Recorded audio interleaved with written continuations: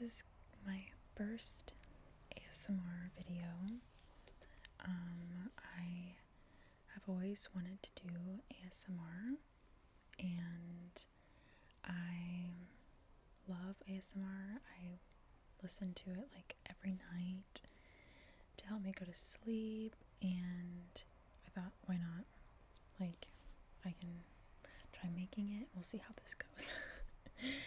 So, for my first ASMR video, I want to read a book. I'm gonna do like whisper rambling, reading rambling. Yeah. So the book that I have, it's called August Blue.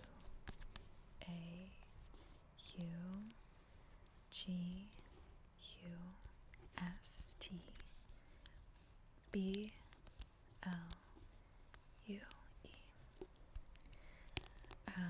The author is Deborah, DEBORAHLEVY.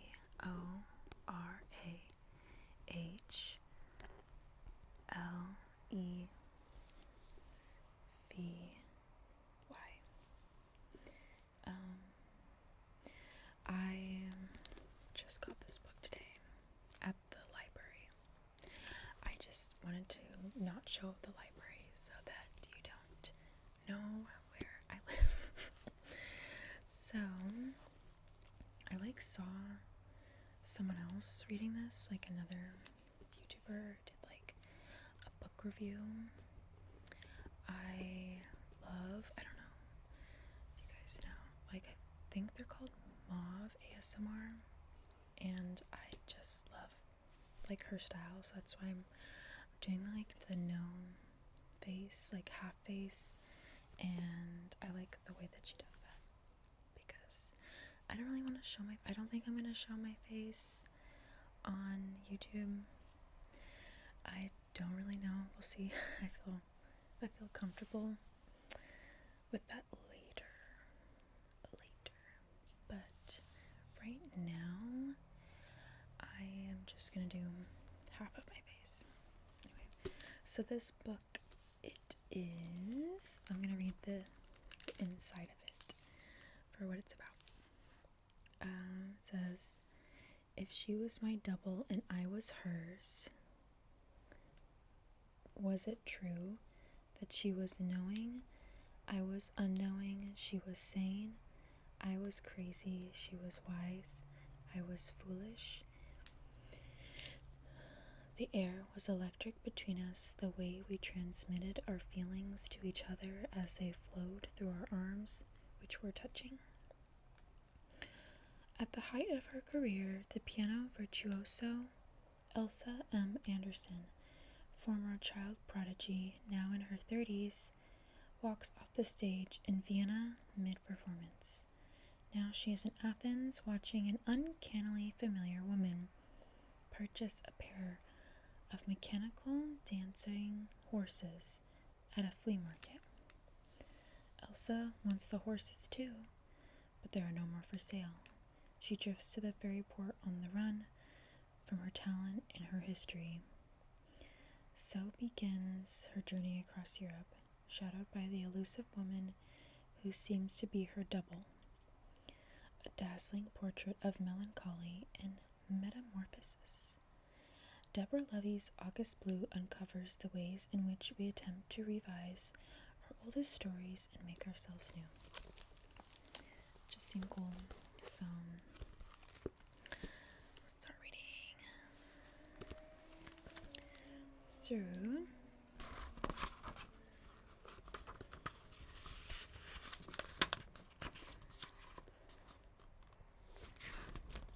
she also has a lot of other books. I'm not really familiar with this author, but the other books that she has, it says The Man Who Saw Everything, Hot Milk, Black Vodka, Swimming Home, Pillow Talk in Europe and Other Places, Billy and Girl, The Unloved, Swallowing Geography, Beautiful Mutants, Ophelia and the Great Idea, and then nonfiction books, Real Estate, The Cost of Living, Things I Don't Want to Know.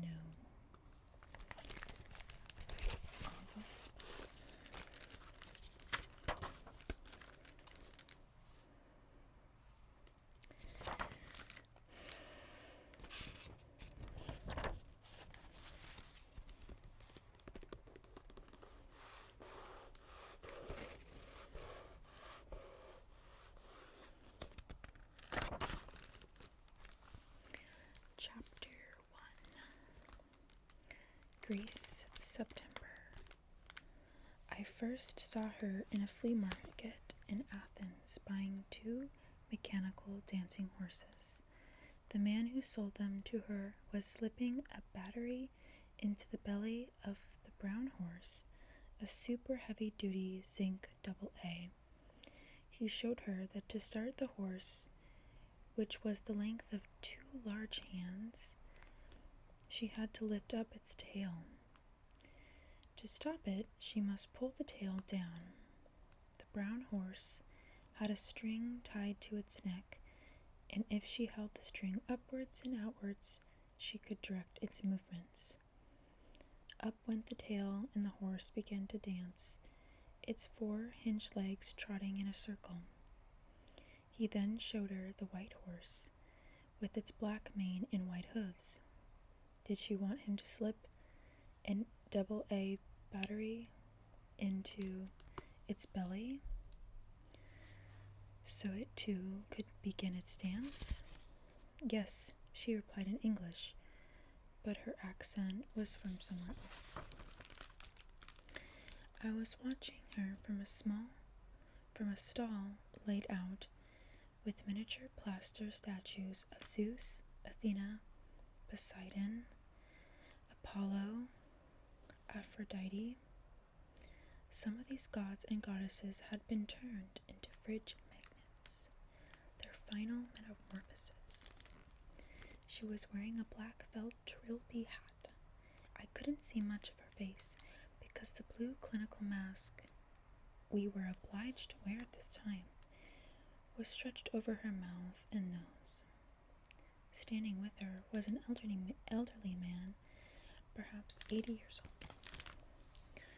He did not respond to the horses with delight as she was doing. Her body was animated, tall, and lively as she pulled the strings upwards and outwards. Her companion was still, stooped, and silent.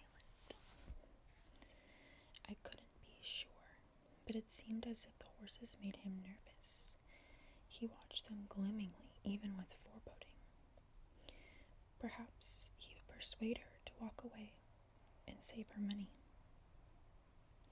When I glanced at the woman's feet, I noticed her scuffed brown leather shoes with high snakeskin heels. Her right toe lightly tapped, or perhaps danced, in time with the horses, who, guided by her hand, were now trotting together. I hoped they could hear me calling to them under the Attica sky. She paused to adjust her hat, tipping it forwards over her eyes. As her fingers searched for a strand of hair tucked under her hat, she looked in my direction. Not directly at me, but I sensed she knew I was there. It was 11 in the morning, but the mood she transmitted to me at that moment was dark and soft, like midnight. A light of shower began to fall on Athens, and with it came the smell of warm ancient stones and petrol from the cars and scooters. She bought both of the horses, and when she walked off with them wrapped in newspaper, the old man, her companion, linked his arms with hers. They disappeared into the crowd. She seemed to be about my age, 34, and like me, she was wearing a tightly belted green raincoat, is almost identical to mine, except hers had 3 gold buttons sewn onto the cuffs. We obviously wanted the same things. My startling thought at that moment was that she and I were the same person. She was me and I was her. Perhaps she was a little more than I was. I sensed she had known I was standing nearby and that she was taunting me. 1, 2, 3. I made my way to the stall and asked the man if I could see the horses. He told me that he had just sold the last 2, but he had other mechanical dancing animals, a selection of dogs, for example. No, it was the horses I wanted. Yes, he said, but what people tend to like is how you lift up the tail of the animals, start the dance, and push it down to stop. The tail is more interesting than the boring switch, he said. It's even like magic, and with this tail I could start or end the magic anytime I liked. What did it matter if it was a dog and not a horse? My piano teacher, Arthur Goldstein, had told me the piano was not the instrument. I was the instrument. He talked of my perfect pitch, my desire and ability to learn at the age of 6. How all that he had taught me did not dissolve the next day. Apparently, I was a miracle. A miracle. A miracle. I had once heard him say to journalists, "No, Elsa M. Anderson is not in a trance when she plays. She is in flight." The man asked if I wanted him to slip a super heavy-duty zinc AAA battery into one of the dogs.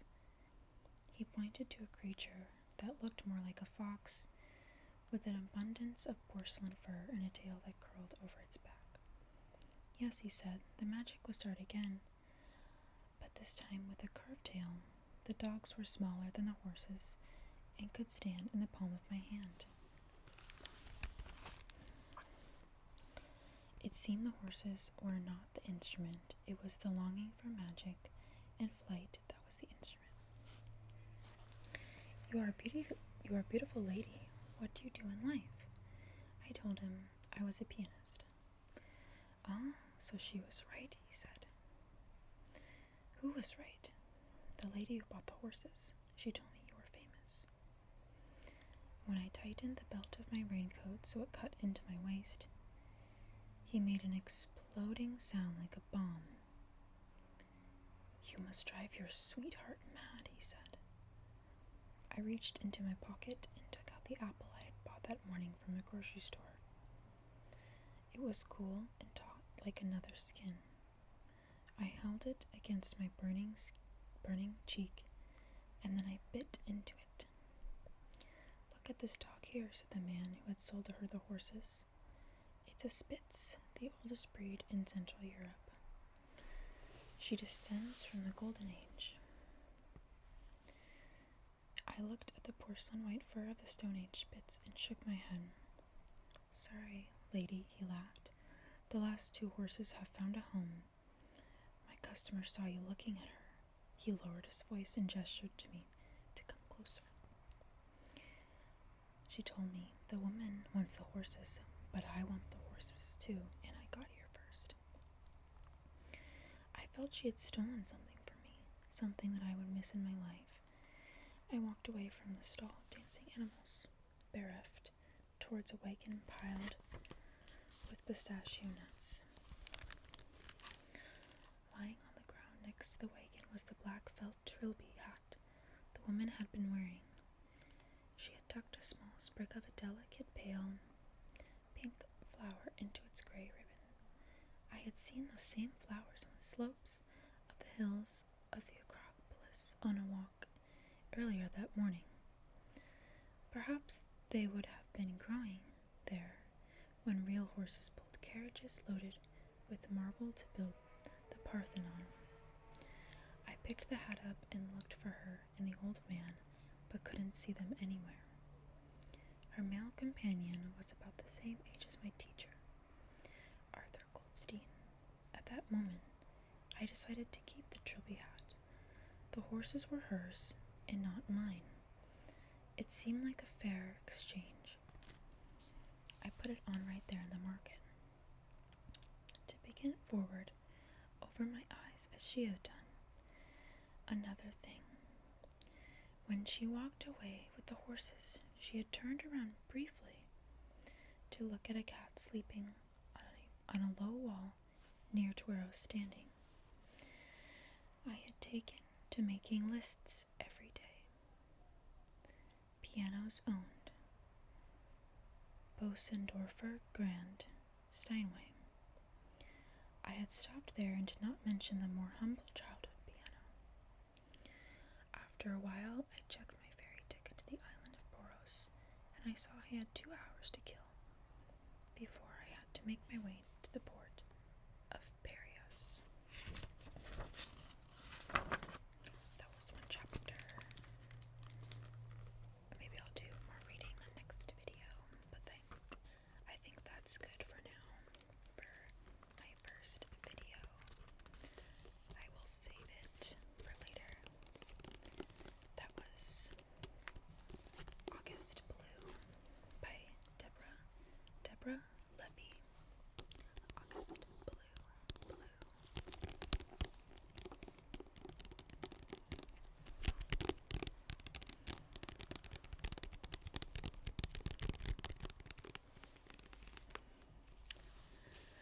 I hope you guys enjoyed that little bit of reading, and I will figure out what I want to do for other videos.